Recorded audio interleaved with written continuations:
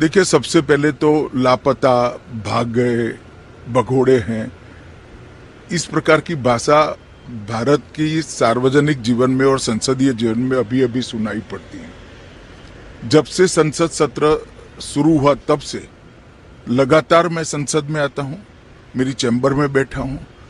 चूंकि संसद भवन के अंदर विपक्ष संसद को चलने ही नहीं दे रहा है, दोनों गृहों में, तो कोई जाकर क्या करेगा।